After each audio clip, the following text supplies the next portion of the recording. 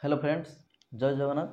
सांग मैंने जदि आपणकर पान कार्ड टी हजि जाइए जमी आपण पाखे फिजिकाल कॉपी पान कार्ड ना कि आपणकर जेरेक्स भी ना पान कार्ड नंबर भी ना तो सही सिचुएसन आप कौन करेंगे जिते आप ऑनलाइन थ्रू अप्लाई कर तो आपन को एमती किसी मेसेज शो करुच्ची आपण आउ थे अप्लाई करना तो किसी वर्ष तले आप कौन करुले जिते आप पान कार्ड हजि जाऊला पुणी आउ गोटे पान कार्ड इश्यू करदे बाकी एबे आउ हो पार ना।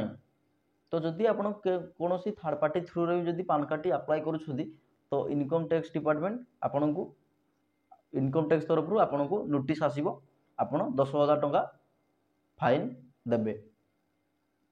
तो आपण मैंने फ्री रे केमिति सही नंबर टी पाई परिबे से विषय आज आम कथा हवा। तो आपन को जदि पान कार्ड सही नंबर रे दरकार तो आपण मानकु इनकम टैक्स ऑफिस जीवा पड़ो आधार कार्ड नहीं देले से माने आपण मानकु पान कार्ड नंबर दे परिबे। जदि आपण माने इनकम टैक्स ऑफिस आपण को घर पाखरु बहुत दूर रे तो आज आम जानिबा प्रोसेस तो केमिति आपण माने फ्री रे पाई परिबे घरे बसी पान कार्ड। तो आपण मानकु प्रथमे कोन करिया पई पड़िबो चलंतु कंप्यूटर स्क्रीन रे देखिबा। प्रथमे आपण मानकु इनकम टैक्स लिखिया पई पड़िबो गूगल रे।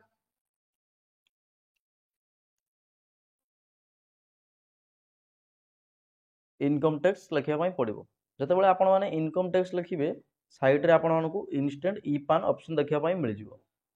तो जतेबेले इंस्टेंट ई पान ऑप्शन देखिया पई पाई जिवे एठारे आपण मान देखिया पई पाई जिवे गेट ए न्यू पान।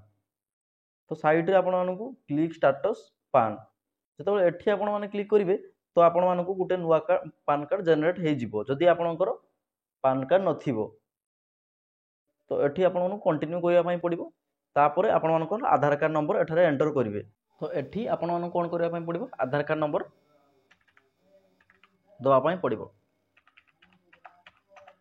मु आधार कार्ड नंबर टी एंटर कर सारी कर सारा पर कंटिन्यू उपरे मु क्लिक करुच्ची जितेबाला मु कंटिन्यू उपरे क्लिक करुच्ची एठारे ओटीपी दवा पई पड़िबो। देखो मु एबे मो पाखु ओटीपी टे आस जाइछि मो ओटीपी टे दे दउछि।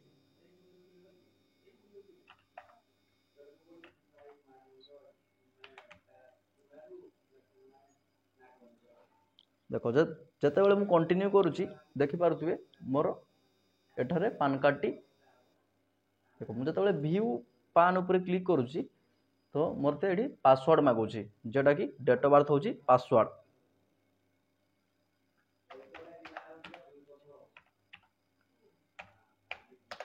तो मुझे डेट ऑफ बर्थ ऊपर क्लिक कली तो मोर एठारे पान कार्ड नंबर टी मो पाखरे शो हो गला।